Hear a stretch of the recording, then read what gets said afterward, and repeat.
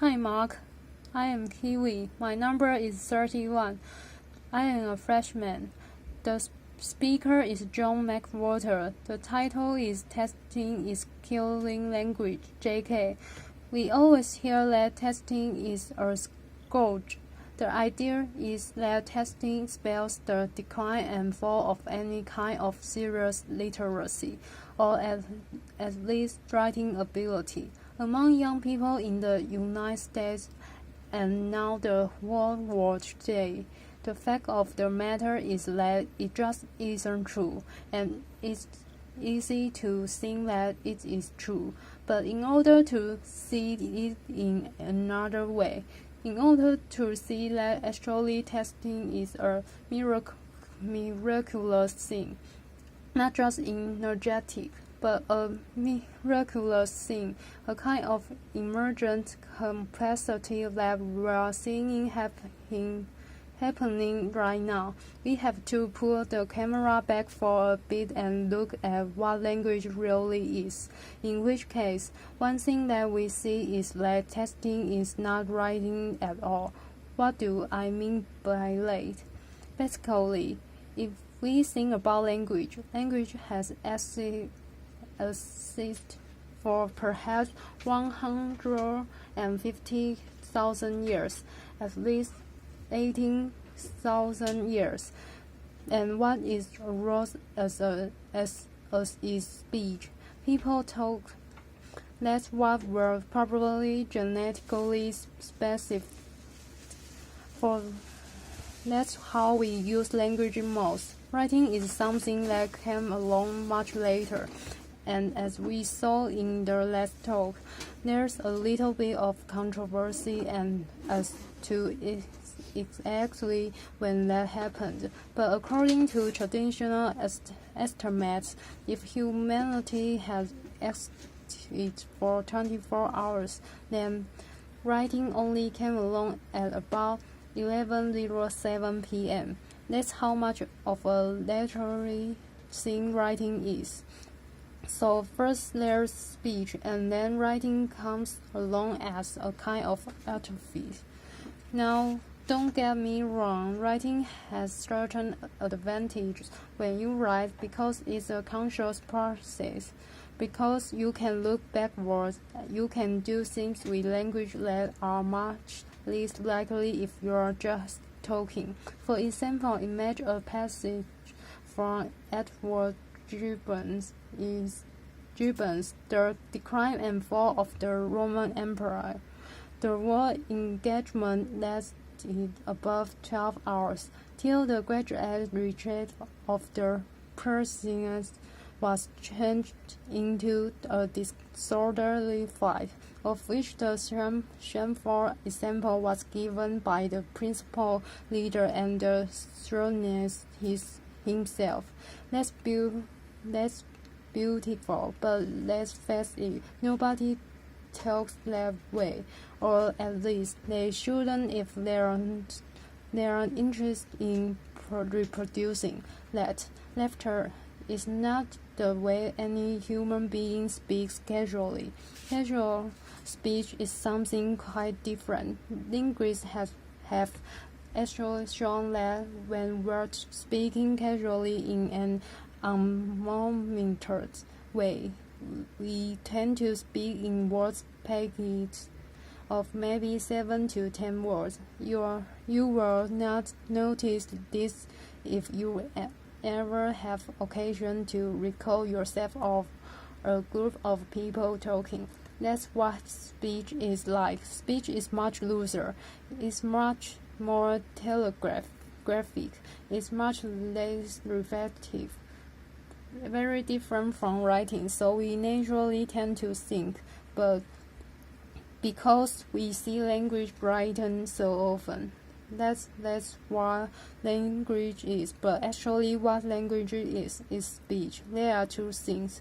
Now, of course, as history has gone by, it's been natural for there to be a certain amount of between speech and writing. So For example, in a distant era now, it was common when one gave a speech to basically talk like writing. So I mean that the kind of speech that you see someone giving in an old movie where they clear their throat and they go, ladies and gentlemen, and then they speak in a certain way which has nothing to do with casual speech. It's formal. It uses long sentence like this given one. It's basically talking like you write. And so, for example, we're thinking so much these days about Lincoln because of the movie. The Gettysburg Address was not the main meal of that event. For 2 hours before that, Edward Everett spoke on a topic that, frankly, cannot engage us today and barely did then. The point of it was to listen to him speaking like writing. Ordinary people stood and listened to that for 2 hours. It was perfectly natural. That's what people did then, speaking like writing. Well, if you can speak like writing, then logically it follows that you might want to also sometimes write like you speak. The problem was just that in the mechanical sense, that was harder back in the day for the simple reason that materials don't lend themselves to it. It's almost impossible to do that with your hand except in shorthand, and then communication is limited. On a manual typewriter, it was very difficult, and even when we had electric typewriters or then computer keyboards, the fact is that even if you can type easily enough to keep up with the pace of speech, more or less you have to have somebody who can receive your message quickly. Once you have things in your pocket that can receive the message, then you have the condition that allow that we can write like we speak, and that's where testing comes in. And so testing is very loose in its structure. No one thinks about capital letters or punctuation when one texts. But then again, do you think about those things when you talk? No, and so therefore, why would you when you were testing?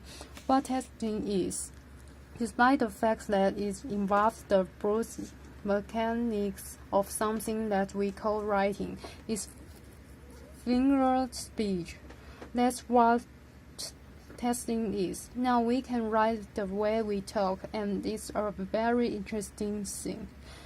But nevertheless, easy to think that still it represents some sort of decline. We see this general beginnings of the structure, the lack of concern with rules and the way that we're used to learning on the blackboard, and so we think that something has gone wrong.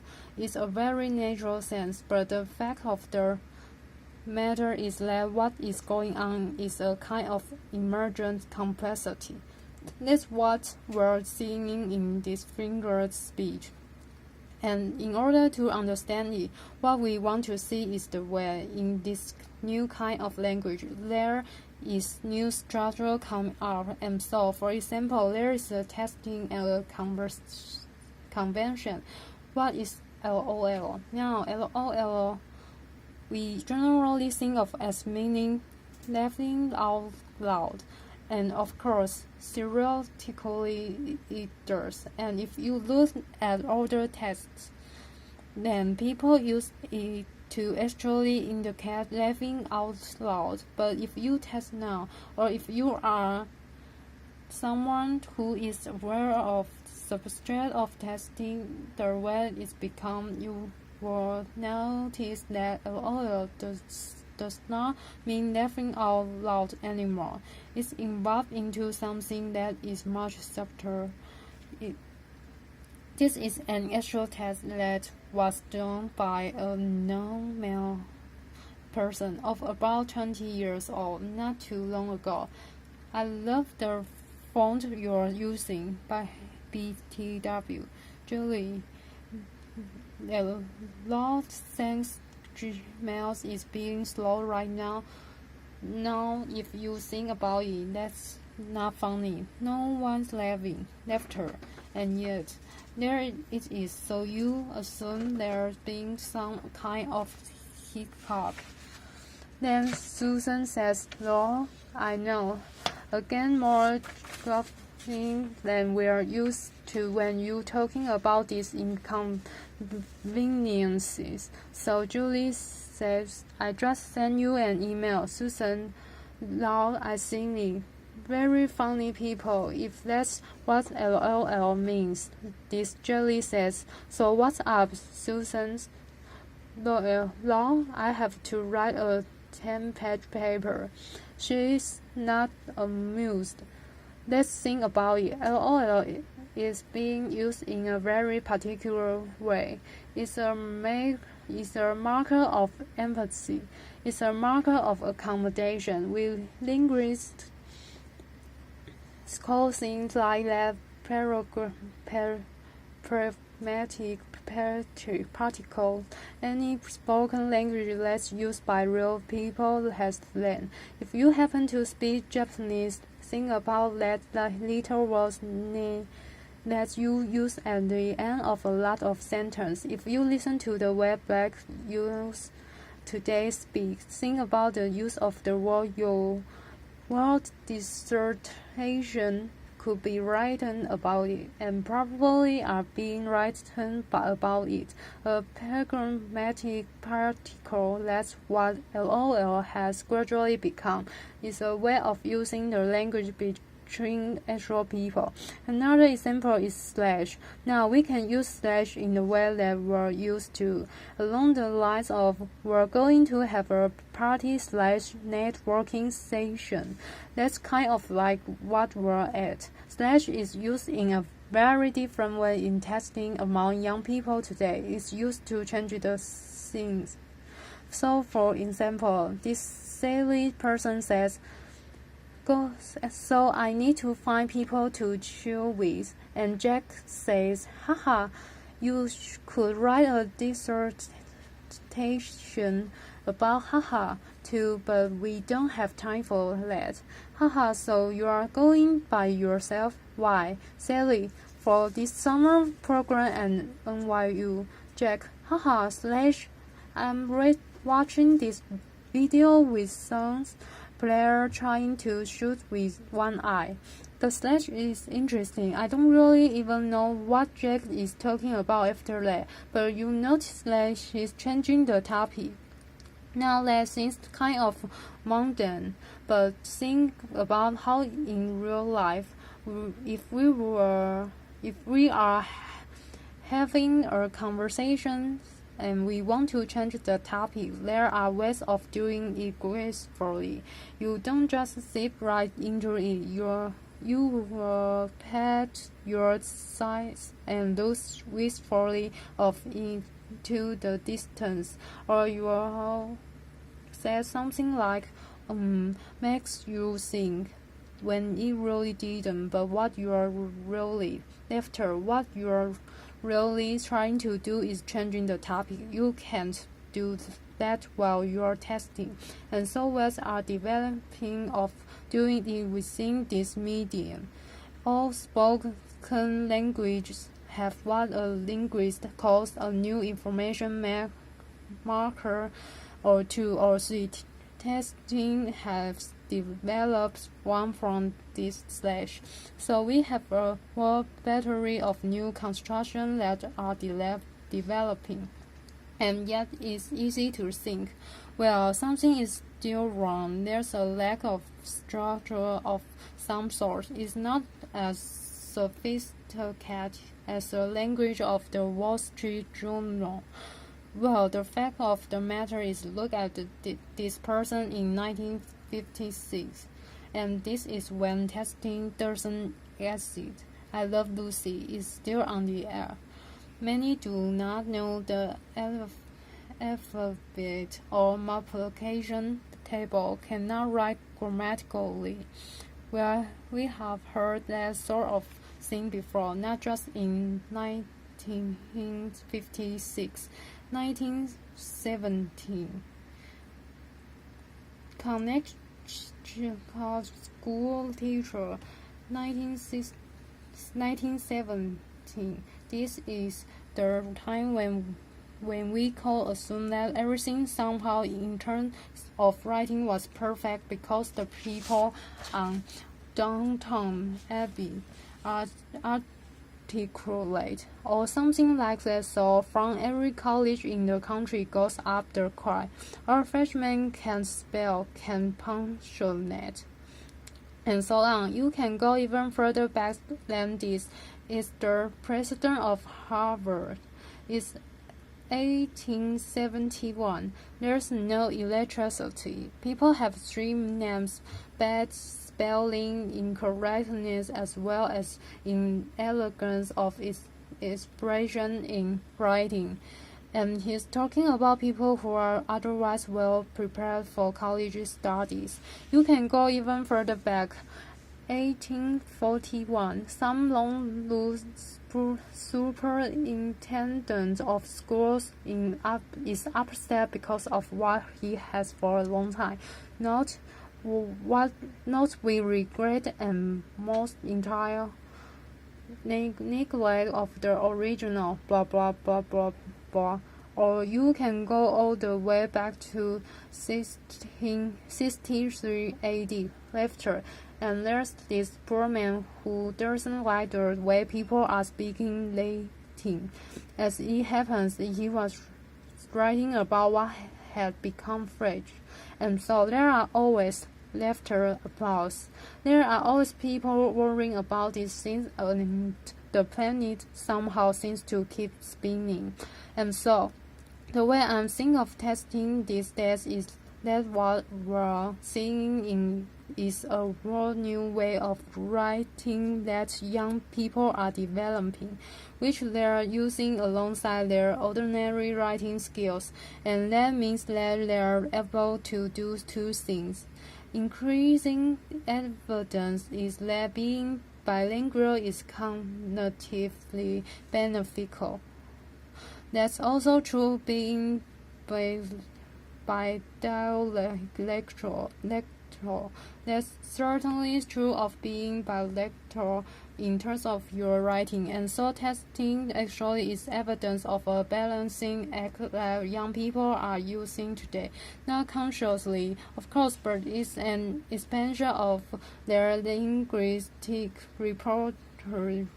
It's very simple. If somebody from 1973 look at what was on dormitory mess board in 1993, the slang would have changed a little bit since the era of love story, but they would understand what was that message board. Take that person from 1993, not that long ago. This is Bill and Ted's excellent adventure. Lost people. Take lost people and then read a very typical text written by a 20-year-old today.